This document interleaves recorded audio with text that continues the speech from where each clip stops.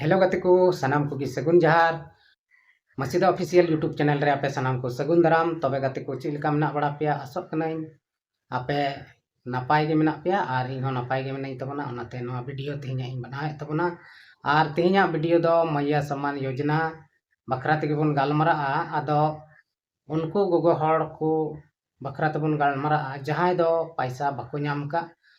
और मीद बार दम नाम कते को बंधो कान तको उनको बाको नामे कान आदो उनको चील कते ओना पैसा को नाम दाड़ेया ओना को बखरा तेगे तेहिया नोआ वीडियो रबन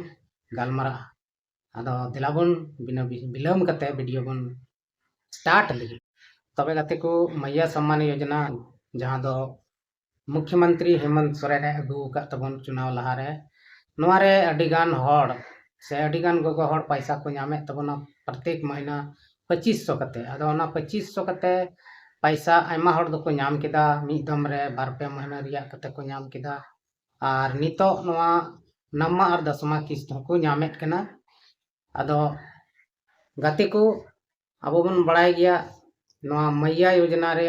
फॉर्म जखन बन पेरेज लेदा उन रे अब दो आधार कार्ड राशन कार्ड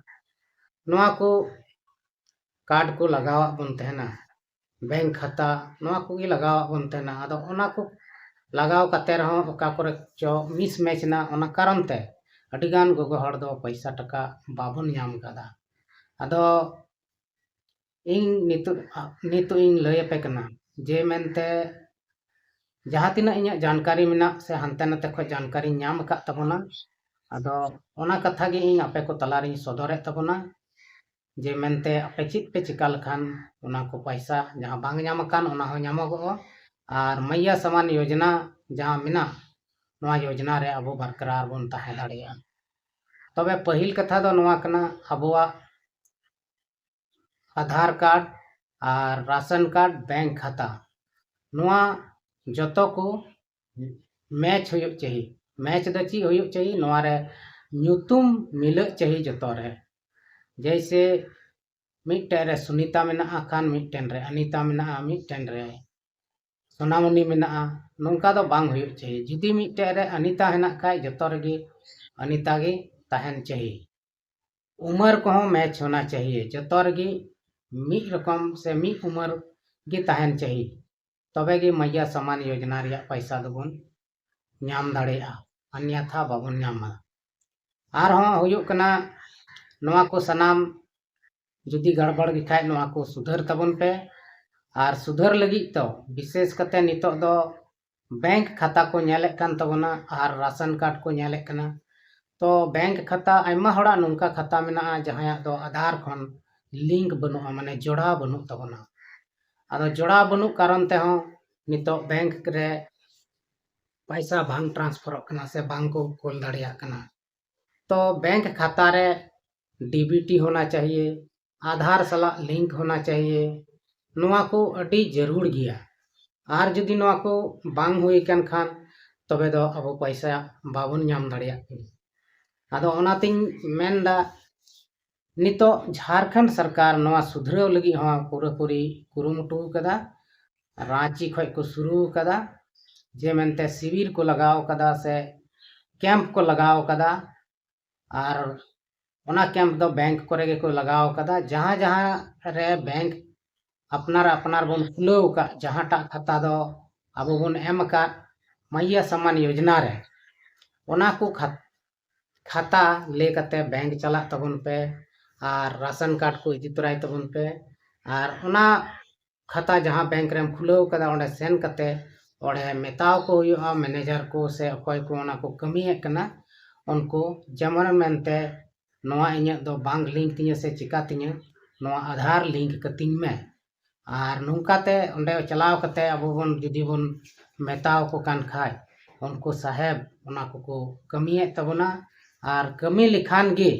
अबुआ जहां मैया सम्मान योजना रे जहां सहयोग राशि मेनते से को एमोक कान झारखंड सरकार एमोक कान ओना पैसा अब बन नाम दाड़ेया और ओना पैसा दो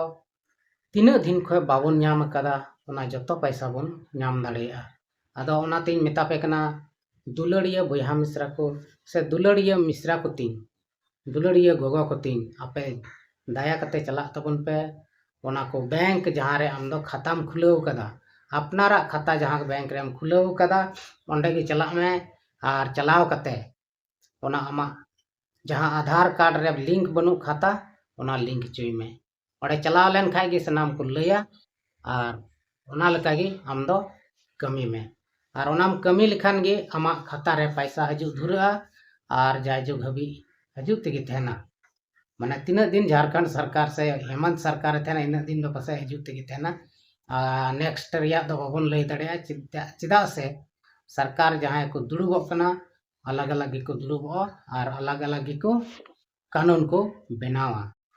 तबे गाते को मैया सम्मान योजना जहाँ दो आधार सीडिंग लगी को दोहो का से बैंक खाता सला आधार लिंक लगी जहाँ शिविर को दोहो का ओना दो अपान अपिन बैंक रेगे को दोहो कदा अदो अपान अपिन बैंक रे सेन कते नोआ को दो अड़ी जरूर गिताबना जुदी अबो मैया सम्मान योजना रिया लाभ हताबन मेन जोंग कान खाय थोड़ा गान कष्ट दो जरूर गिताबना और बैंक ते सेन कते अबो दो ओना जहाँ आधार लिंक को मेन दा खाता सला ओना हो लिंक चाहिए और आधार कार्ड सीडिंग ओना हो कराव चाहिए आदो अबो खाता दो पूरी चलुआ आदो बैंक ते चला तबन पे गोगो हड़ को और ओंडे अपना खाता लेके चला तबन पे ओंडे गे सनाम को कमी कता पिया आधार सीडिंग हो बैंक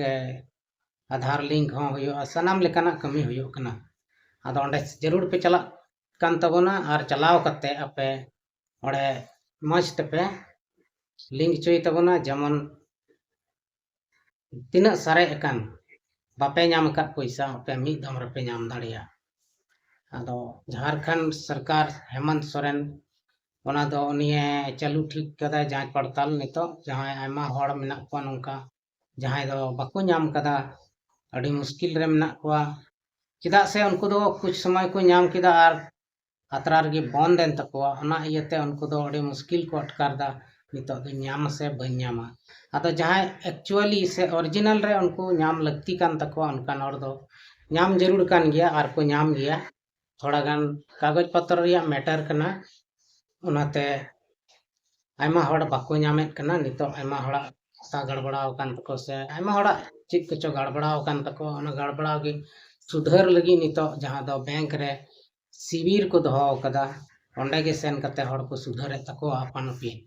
आदो ओंडे गे सेन कते सुधर तबन पे और नोआ मैया सम्मान योजना रिया लाभ रकाव रिया कुरुमुटुई तबन पे